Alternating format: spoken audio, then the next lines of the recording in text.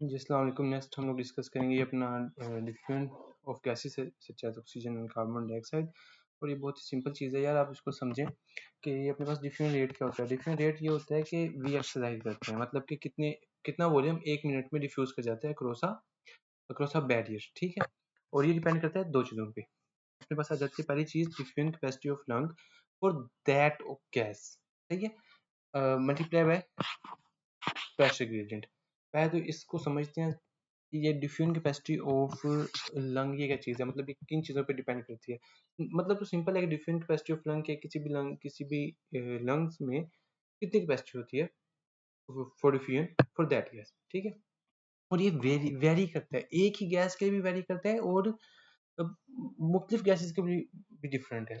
वो कैसे है उसको समझना पड़ेगा पहले। ये एक कोई कांस्टेंट नहीं है, इसके ना चार चीज़ों पे डिपेंड करते हैं। पहली चीज़ ये आ जाती है कि जो अपने पास डिफ्यूजन कोफिशिएंट है ना, diffusion coefficient of that gas, जिसका जिसका भी हम मेजर करें। और coefficient of gas that gas मतलब ये है कि लेट्स सपोज एक गैस है जो कि ज़्यादा सोल्यूबल है या फिर जिसका मास थोड़ा है, साइज छोटा है, वो इजीली डिफ्यूज कर जाएगी। और वही एक गैस है जिसके आप कह लो कि मास साइज ज़्यादा है या सोल्यूबिलिटी कम है, तो वो स्लो करेगी। तो उसकी वजह से पहले वाली गैस का diffusion coefficient diffusion capacity of lung ज़्यादा आएगी पहले गैस के लिए, और दूसरे गैस के लिए डिफ्यूजन कैपेसिटी ऑफ लंग कम आएगी। Make sense? अच्छा, दूसरी रीजन क्या, दूसरा फैक्टर क्या है, वो है हमारे हमारे पास हीमोग्लोबिन। हीमोग्लोबिन कैसे, हीमोग्लोबिन को जरा बाद में डिस्कस करते हैं। आगे चलो, अगर अपने पास फैक्टर आ जाए सरफेस एरिया।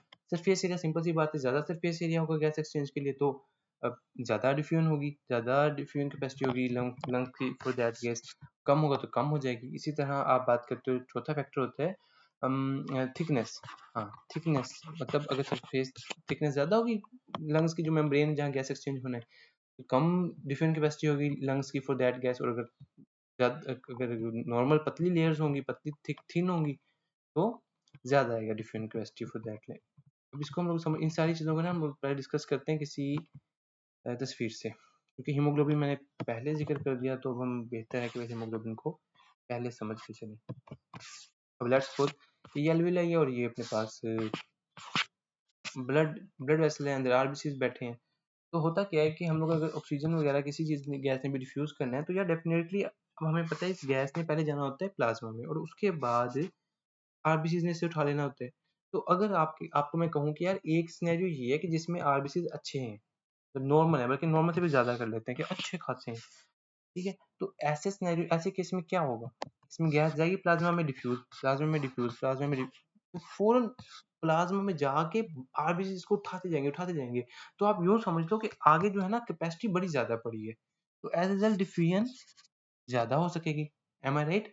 और अगले की दूसरे, अगर एक और केस की बात करें कि जिसमें आरबीसीज है ही नहीं या फिर बहुत कम है, अनीमिया है बंदे को, अब ऑक्सीजन आई है वो जाएगी, नो डाउट उसे उठा भी लेंगे, लेकिन आगे आप खुद फील कर पा रहे हो कि नहीं यार कुछ कमी है ना। वो जो बस कमी आप फील कर पा रहे हो ना, वो इस तरह हीमोग्लोबिन इफेक्ट करती है। ज्यादा हीमोग्लोबिन होगी तो ज्यादा गैस इजीली उठाई जा सकेगी, ज्यादा उसकी डिफ्यूजन कैपेसिटी आएगी लंग्स की। तो मतलब अगर आप कहो पॉलीसाइथीमिया होगा तो ज़्यादा आएगा अपने पास ये डिफरेंट कैपेसिटी लंग्स की उस गैस के लिए। अगर अनीमिया होगा तो कम आएगा। अगली बात करें सरफेस एरिया की। अब सरफेस एरिया में आप देखो यार, एक बंदा है, उसकी क्या एग्जांपल है, एक्सरसाइज एग्जांपल है। एक्सरसाइज में क्या होता है कि बंदा अगर भागता है ना जब, तो हमारी कैपिलरीज भी खुलती हैं, पल्मोनरी कैपिलरीज भी ओपन होती है, और कुछ एल्विलाई होते हैं वो भी ओपन होते हैं। तो एज रिजल्ट क्या होता है कि वो एरियाज जो पहले इन्वॉल्व नहीं हो रहे होते गैस एक्सचेंज में, वो भी गैस एक्सचेंज में इन्वॉल्व होना शुरू हो जाते हैं। तो एक्सरसाइज की वजह से डिफरेंट कैपेसिटी अब अगर आप चेक करोगे ना, तो ज्यादा आएगी लंग्स की फॉर दैट गैस। और सरफेस एरिया कम कैसे, लेट्स सपोज एक बंदे को एम्फाइसीमा है, एम्फाइसीमा में आपको पता है कि वाल्स तो डिस्ट्रॉय हो जाती हैं, as a result surface area कम हो जाएगा, और उस केस में डिफरेंट कैपेसिटी लंग्स की कम आएगी फॉर दैट गैस। थिकनेस की बात करें अगर, तो नॉर्मल है, जिस तरह कि आप में मुझ में एक खास जो नॉर्मल अल्लाह पाक ने बनाई है, तो वो तो नॉर्मल है ना, उसमें तो नॉर्मल आएगी। लेकिन लेट्स सपोज थिक हो जाती है। थिक कैसे हो जाती है, हम लोग कह देते हैं कि उस बंदे को है इंटरस्टिशियल लंग डिजीज का, या फिर पल्मोनरी फाइब्रोसिस है, तो उसमें फाइब्रोसिस आ जाती है वैसे मेम्ब्रेन्स की, और थिक हो जाती है वैसे, और वो डिफ्यूज उतना अच्छा नहीं करती। एज ए रिजल्ट क्या होता है कि कम हो जाती है different capacity of lung for that gas. और पहली बात जो मैंने डिस्कस की थी इसको मैंने समझाया ही नहीं, diffusion coefficient of that gas क्या होता है, और थोड़ा सा डिस्कस किया था, वो यही है कि हम लोग अगर अपनी तस्वीर पे चलें, आप यहाँ देखो तो यार इधर एक मिनट, ये देखें तो इसमें क्या चीज है कि हमारे पास एक गैस है, लेट्स सपोज ये वाली, ठीक है। अब इसका मास कम, इसकी सोल्युबिलिटी ज्यादा, ये इसका डिफ्यूजन, इस इसका अगर मैं निकालूंगा diffusion capacity of lung for this gas तो वो ज्यादा है ये, ठीक है। और अगर मैं उसके बजाय एक और गैस लूं, और वो हमारे पास है ये वाली गैस, ठीक है, इसका साइज ज्यादा है, सोल्युबिलिटी भी कम है, तो ये कम जाएगी। और इसका अगर मैं डिफ्यूजन कैपेसिटी निकालूंगा लंग्स की इस गैस के लिए तो वो कम आएगी। तो मतलब चार चीजों पर डिपेंड करती है, कौन कौन सी, ये चार, diffusion coefficient, haemoglobin, surface area, और चौथा थिकनेस। इजी। अच्छा, अब ये क्यों पढ़ाई क्यों जा रहे हैं मैं ऐसी, असल चीज ये है कि हम लोग है ना डिफ्यूजन कैपेसिटी को मजीद डिस्कस करके इसको एक दफा कवर करके फिर आगे जाते हैं। डिफ्यूजन कैपेसिटी ना हम लोग लंग्स या चेक करते हैं कार्बन मोनोऑक्साइड के साथ, कि हम कार्बन मोनोऑक्साइड ले लेते हैं गैस, और उस बंदे को कहते हैं कि भाई तूने इसको इनहेल करना है, वो उसको इनहेल करता है, इनहेल करके फिर वो बाद में कुछ देर एक्सहेल करता है। जब एक्सहेल करता है तो हम देखते हैं कि कितनी कार्बन डाइऑक्साइड थी जो कि लंग्स में से डिफ्यूज हो गई।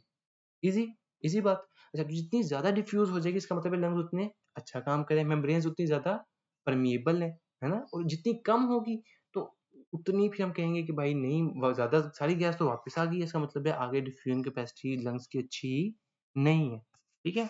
अब कार्बन मोनोऑक्साइड ही हमने क्यों ली, देखो भाईजान जो डिफ्यूजन कैपेसिटी ना कार्बन मोनोऑक्साइड की ये बहुत ज्यादा है, इसको बाद में समझेंगे क्यों बहुत ज्यादा है, लेकिन ये बहुत ज्यादा है। एज रिजल्ट क्या होता है कि ये वाला फैक्टर निकल जाता है, कि मतलब अब गैस की तरफ से कमी नहीं है, गैस आपने ले लिया फुल टाइम अच्छी, गैस अच्छी ले ली है आपने। अब बाकी तीन फैक्टर पे बात आ जाती है, हम एचबी को भी मैनेज कर लेते हैं, उसकी वजह बहुत जरूरी है, क्योंकि अगर अनीमिया होगा ना पेशेंट में तो हमारा रिजल्ट सही नहीं आएगा। हम तो हमारी डीएलसी आप चेक करोगे उस बंदे की वो आएगी कम, आप कहोगे भाई तेरे लंग्स खराब है, लेकिन हकीकत में तो उस बंदे को अनीमिया था। इसी तरह आप दोबारा एक बंदे की ले लेते हो, उसकी आ गई जनाब ज्यादा, और आप कहते हो वाह भी बात, तेरे मुझे लग गया, मतलब तेरे तो हमसे भी अच्छे लंग्स है, लेकिन अच्छे लंग्स क्या मतलब सबके सेम ही है, तो उसकी रीजन होगी पॉलीसाइथीमिया। और ये एफसीपीएस का सवाल है, एक बंदा है उसके उसको ना डीएलसी उसका ज्यादा है, और पूछता है इसकी रीजन क्या है, ऑप्शन में एक आंसर है पॉलीसाइथीमिया, और वही आंसर है, सही है, ये भी हमें समझ आ गया। अब हम देख रहे हैं सिर्फ, अब हम लोगों ने अनीमिया मैनेज कर लेना है, पहली अनीमिया हम लोगों ने उसको सेट कर दिया, तो इससे ये कि हमें ये वाला जो मसला था ना वो भी निकल गया। तो दो फैक्टर्स हमने खुद निकाल दिए, हम लोगों ने डिफ्यूजन कैपेसिटी भी वाला मसला भी हल कर दिया, हीमोग्लोबिन भी हल कर दिया। अब दो चीजें जो हम लोग डिटेक्ट करेंगे डीएलसीयू से, सही है, तो सरफेस एरिया और थिकनेस। तो अब अगर एक बंदा रेस्टिंग में है तो सरफेस एरिया उसका हर बंदे का मतलब ठीक होना चाहिए जितना नॉर्मल होते हैं, और थिकनेस भी नॉर्मल होनी चाहिए। अब इन दो फैक्टर्स में हम एक बंदे को रेस्टिंग में अगर चेक करेंगे उसका डीएलसीओ कम आना या डीएलसीओ का ज्यादा आना, ये हमें लंग्स की कंडीशन बताएगा कि इसके लंग्स की मेम्ब्रेन्स अच्छी मतलब जैसे एम्फाइसीमा होगा तो उसमें डीएलसीओ की वैल्यू कम आएगी, पल्मोनरी फाइब्रोसिस होगी तो वैल्यू कम आएगी, और नॉर्मल होगा तो नॉर्मल आएगी। तो इस तरह हम लोग लंग्स, ये पल्मोनरी फंक्शन टेस्ट है डीएलसीओ जो है ना मैं आपको पढ़ा रहा, एक पल्मोनरी फंक्शन टेस्ट है। इसमें हम कार्बन मोनोऑक्साइड को यूज करते हैं, उसकी रीजन मैंने आपको बता दी क्यों, इसी को क्यों यूज करते हैं, क्योंकि ये बड़ी अच्छी डिफ्यूज होती है। अब वो थोड़ा सा बाकी मजीद डिटेल्स कैसे अच्छी होती है वो हम बाद में देखेंगे। अच्छा, अब क्या कोई और चीज भी है डिफ्यूजन लंग कैपेसिटी के अलावा की जो डिसाइड करेगी लंग्स मतलब कितना एक्सचेंज होना है? जी हाँ, बिल्कुल है। अब हम लोगों ने बाकी जो चार कंडीशन थी ना वो हमने फिक्स कर दी। लेट्स सपोज मैंने ऑक्सीजन ले ली है, गैस हमारी फिक्स होगी, तो different coefficient of lung fix of gas fix हो गया। हम लोगों ने एक ही बंदा है, उसी की वो रेस्टिंग में बैठा है तो उसका सरफेस एरिया भी वही है, उसका थिकनेस भी वही है, और वही बंदा है और उसकी हम लोगों ने एचबी भी वही है इस टाइम। तो चारों चीजें कांस्टेंट है। डीएलसीओ यानी जो डिफ्यूजन कैपेसिटी ऑफ लंग है वो ऑक्सीजन के लिए इस टाइम हम लोगों ने सेम होगी इस बंदे की। अब जो प्रेशर ग्रेडिएंट है ना, एक और चीज है प्रेशर ग्रेडिएंट, कि what is the pressure in alveoli and what is the pressure in arterioles. ये ग्रेडियंट इस बंदे का इस प्रेशर डिफरेंस को चेंज करने से क्या फर्क पड़ेगा। नॉर्मली हमारी कितनी आती है, अगर हमें याद था कि 150 आती है, हमने पढ़ा था, और यहाँ से 40 mmHg आती है वीनस पल्मोनरी आर्टरीज में ऑक्सीजनेशन का पार्शियल प्रेशर, और फिर यहाँ डिफ्यूजन होती है, इक्विलिब्रियम मेंटेन होता है, और एज अ रिजल्ट ये जब पार्शियल प्रेशर खत्म हो जाता है ना, तब फिर गैस एक्सचेंज रुक जाता है। मतलब जब जब यहाँ भी स्लो हो जाता है और जब यहाँ भी स्लो हो जाता है, तब मजीद एक्सचेंज नहीं होता। और यही बात बड़ी इंपॉर्टेंट है, मतलब ऐसा नहीं हो सकता, इससे ये बात हमें समझिए कि ऐसा नहीं हो सकता कि यहाँ 40 रह जाए और यहाँ 150 हो जाए पार्शियल प्रेशर एक्सचेंज का, ऐसा नहीं हो सकता। यहाँ 100 होगा, जब इक्वल हो जाएगा ना दोनों तरफ, यहाँ 100 हो जाएगा तो बात, तो एक्सचेंज रुक जाएगा। आप खुद सोच सकते हो, जब प्रेशर डिफरेंस 0 हो जाएगा ना, जब ये 0 हो जाएगा ना, तो कोई डिफ्यूजन नहीं होगी। अच्छा, ये बात।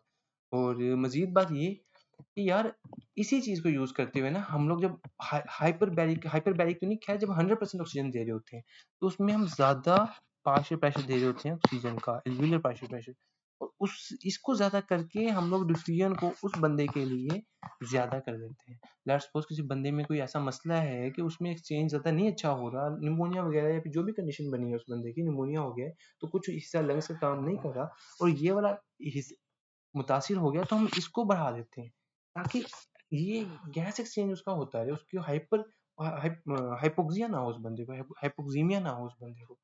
आई समझ? तो ये बात हमने अच्छे से समझ ली, और मेरा नहीं ख्याल कि आपको इंशाल्लाह इसमें कोई किसी किस्म का मसला होगा। इसको आपने रीड कर लेना है। अच्छा, इसको फिक्स ला कहते हैं, ये जो कहानी है ना सारी, ये फिक्स ला है। फिर उसने वही डिफ्यूजन कैपेसिटी ऑफ लंग की बात कर ली, उसमें आपको सारा समझा दिया। अब आगे देखते हैं perfusion limited and diffusion limited gas exchange क्या है। ये भी बहुत ही सिंपल चीज है। ये क्या चीज है, एक मिनट हम इसको जरा साफ कर लें। अच्छा, तो ये हमारे पास वापस हमारे एल्वियोलाई, सॉरी, हमारे एल्वियोलाई आ गया, और ये हमारे पास आ गई हमारी ब्लड वेसल। अब हम लोग पहले डिस्कस करते हैं परफ्यूजन लिमिटेड गैस एक्सचेंज, यानी कि एक्सचेंज, परफ्यूजन लिमिटेड एक्सचेंज। ठीक है, परफ्यूजन लिमिटेड एक्सचेंज ये है कि यार देखो, दो दो तरह के, पहले आप ये सुनो, दो तरह के डिफ्यूजन लिमिटेड एक्सचेंज है और दूसरा है perfusion limited exchange. Diffusion limited exchange और परफ्यूजन लिमिटेड एक्सचेंज, पहले इसको डिस्कस करते हैं। परफ्यूजन लिमिटेड एक्सचेंज में ये होता है, लेट्स सपोज आप ले लेते हो नेट N2, सही है।